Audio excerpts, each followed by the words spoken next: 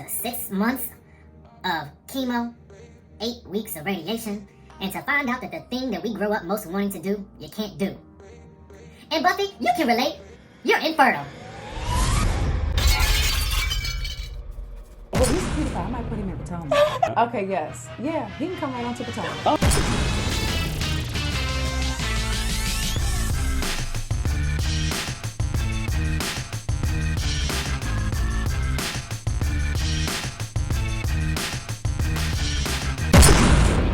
What's up, y'all? It's your boy Richie Sky. We are back with another video. I want to thank you guys so much for tuning into the channel. Listen, if you haven't already done so, make sure you guys hit that subscribe button right down below.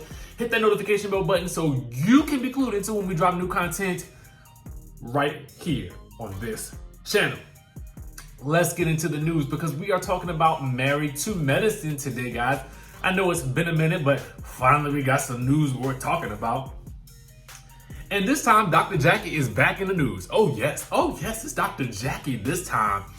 Let me tell y'all something. The preview clip for this coming up week's episode was quite crazy, okay? So in it, Dr. Jackie is at her book cover reveal party, and she is up there making this whole, nice little speech talking about breast cancer and how she wasn't able to have kids after that.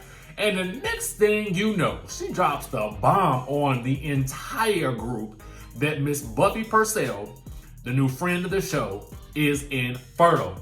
Oh yes. Oh yes. Oh yes. And the way she said it and the way they edited it, it was real crazy.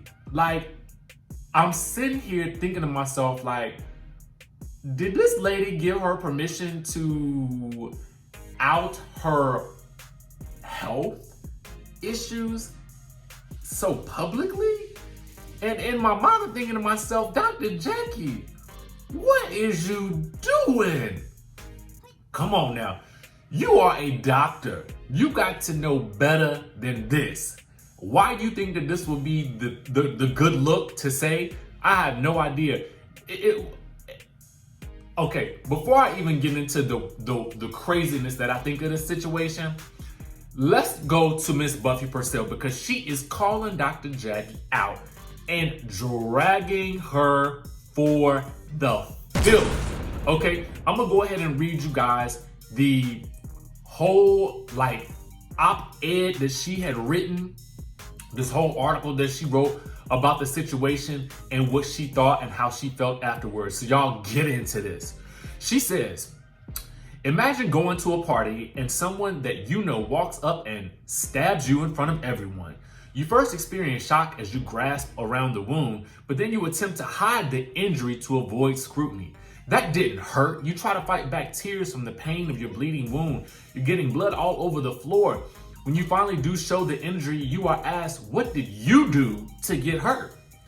Obviously, this is a dramatized metaphor, but it describes a recent experience I had being verbally hurt in front of a group of strangers with a knife in the form of Buffy, you are infertile. This statement being proclaimed for all to hear pierced me deeply. The weight of this took a moment to register, but once I did, I realized I was hurt profusely. I showed a brief moment of distress, but quickly pulled myself together and carried on as if I wasn't severely wounded. That's how I was raised. I was able to find some strength from within somehow and apply the skills for appropriate social interactions so as not to further draw attention to myself. After all, the event I was attending was not about me, and I was determined to keep it that way. When I finally mustered the strength and the presence of mind to confront my attacker, I was accused of being too sensitive. Too sensitive? What does that actually mean? At face value, it suggests that my reaction to the statement was inappropriate or overblown. Dig deeper, and what that statement really says is that both my feelings and my response are invalid. The word infertile doesn't begin to describe me clinically or as a person. My husband and I have had fertility challenges, but we can and have gotten pregnant.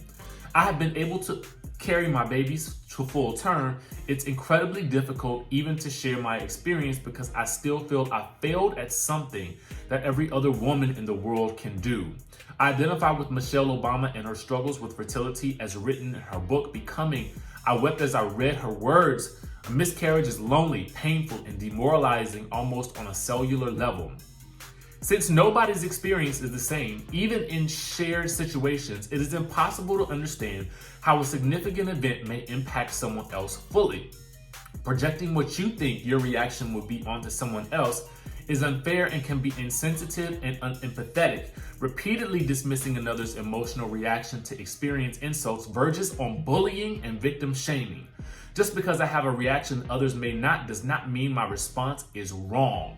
So what happens when we are repeatedly told that our emotions are wrong? We begin to question ourselves. At that moment, the internal conflict of being can be confusing and result in a reaction that can mask the true emotion. Putting aside uncomfortable emotions like anger, shame, and embarrassment and displaying a more socially acceptable emotion can become an overcompensation and result in behaviors that may be confusing to others. In the moment of my hurt, I pushed aside the immense negative emotions I was experiencing and relied on what I learned from previous situations. Saying ouch will cause me more pain, so I will pretend that this didn't hurt. The subsequent victim shaming and bullying I endured via social media only compounded the humiliation. This will undoubtedly influence my reaction to the next embarrassing situation in which I find myself, and yes, I might seem to be too sensitive. I make no apologies for my hurt, sensitivity, or my anger, and I am certainly not asking anyone else to validate my feelings or reactions. I am not perfect, but I am a woman enough to own who I am and also appreciate there is room for growth, self-improvement, humility, and forgiveness. So for any haters out there, my reactions and emotions are just that, mine. What happened to me happens to millions of women each day. And why is that? Why do we always judge each other so harshly just for being human? Why is it that society regulates anything remotely emotional to acting like a girl, as if that somehow is lesser than? Ironically, the event I was attending that night was meant to promote a major accomplishment, uplift and empower other women. I actually challenge us to begin promoting, uplifting, and empowering other women. Empower us to not only be strong and confident to run the world, but also be vulnerable and human and empathetic to others. I am calling for a moratorium on the use of the words too sensitive. Have you considered that maybe, in fact, you are not sensitive enough? Okay. Buffy dropped a nice little bomb on Dr. Jackie, okay? But now, Dr. Jackie is addressing the comment with the Bravo Daily Dish. Here is what she was saying. She says, I hate that it happened. You know, if I could definitely take it back and do it all over again because I was really not aware what Buffy wanted to share. And I can certainly say it isn't my place to share, but after we talked about it throughout the group, I really thought it was okay, Dr. Jackie said.